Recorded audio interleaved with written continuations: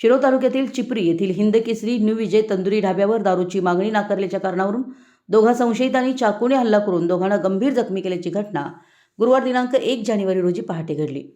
ही संपूर्ण घटना ढाब्यावरील सीसीटीव्हीच्या कॅमेऱ्यात कैद झाली असून या प्रकरणी जयसिंगपूर पोलीस ठाण्यात गुन्हा दाखल करण्यात आला आहे।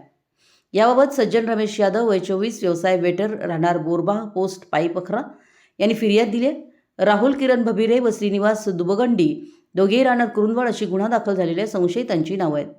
पोलिसांनी दिलेल्या माहितीनुसार गुरुवारी पहाटे 2:30च्या सुमारास संशयित आरोपी ढाब्याच्या काउंटरजवळ येऊन दारूची मागणी करू लागले। यावेळी ढाब्याचे मॅनेजर रवींद्र येवारे यांनी दारू व जेवणाचा साठा संपल्याचं सांगितलं। याचा राग आल्यानं राहुल भबिरे यांना मॅनेजरच्या कानाखाली मारहाण केली। दरम्यान श्रीनिवास दुबगुंडी यांनाही जेवण व दारू का नाही असं म्हणत दमदाटी करून लाथाबुक्क्यांनी मारहाण केली। त्यानंतर राहुल भबिरे यानं कमरेला लावलेला चाकू काढून मॅनेजरवर हल्ला करण्याचा प्रयत्न केला।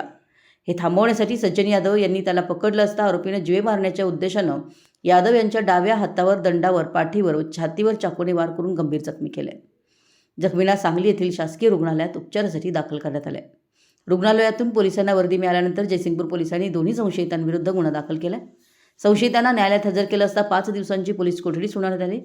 या प्रकरणाचा तपास महिला पोलीस उपनिरीक्षक उर्मिला खोत करीत असल्याची माहिती पोलिसांनी दिली। मराठी यस न्यूजसाठी जयसिंगपूरहून दिलीप कोळी। तुम्ही हे कॉन्ट्रॅक्ट कशी माणूस येऊन देताय की नाही हे चुकीचं आहे। हे बंदच ठेवायचं मॅनेजर हे बघा याला का नाही विनोद त्यांना लॉक करून घ्या।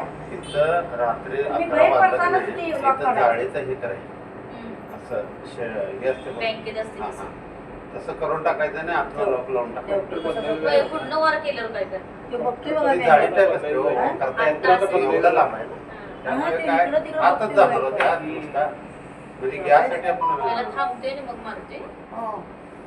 ही घुसली बघा तरी हे लगेच झाले आरव्याला ढकलायला त्याने तरी आरव्या अडवायला की त्याला खाली वाकू द्यायला नाही खाली वाकला हे आशिषनं वाकविला हो आशिष आशिषला